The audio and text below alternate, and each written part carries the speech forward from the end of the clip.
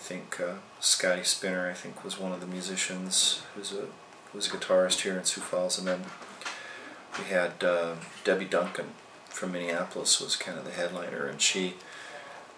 There was one food vendor, and there were a couple of hundred people, maybe 300, who were all in the backyard of this property. And where was it held?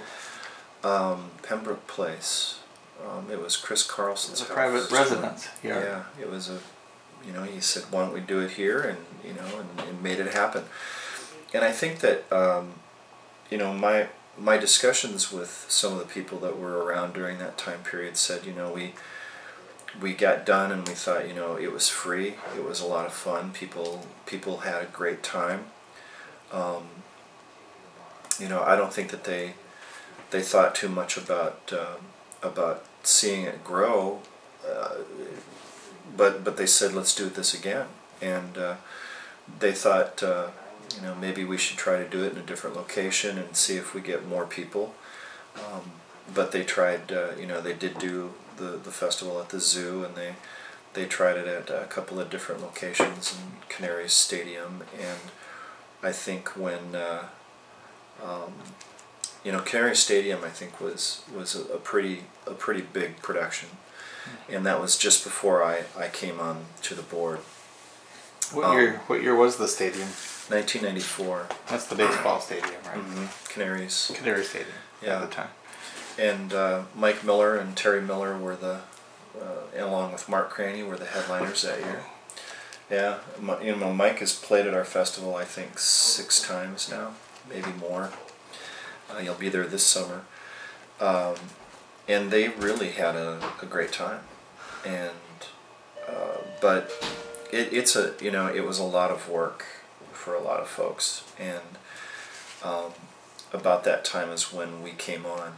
So there was kind of a first group who kept this thing going, and right about this time, maybe it was just about their last time doing it before you and some other folks came on?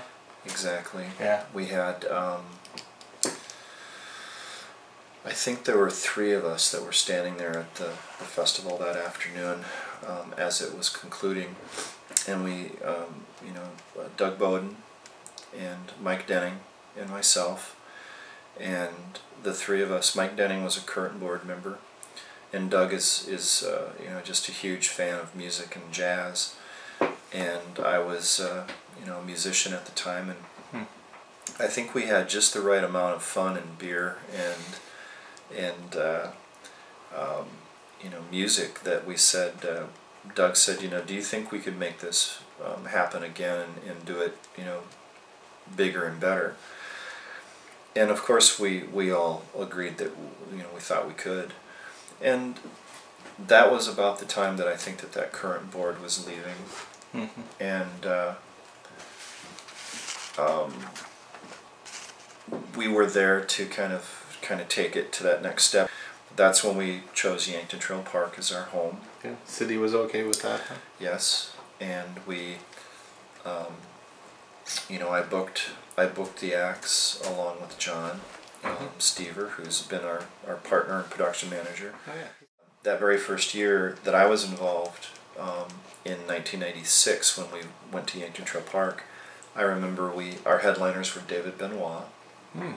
And Earl Klugh. Here in 2000 is when we went to 2 days.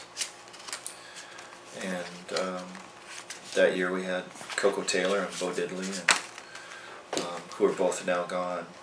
But I guess if you were to ask me to reminisce over the years, there are few artists that I reminisce about because I don't have a chance to see them.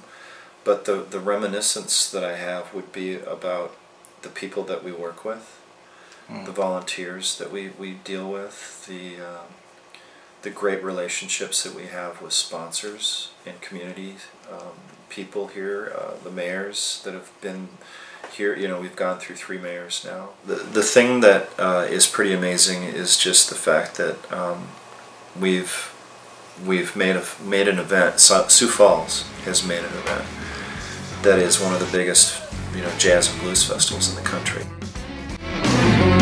darkness of the bottle.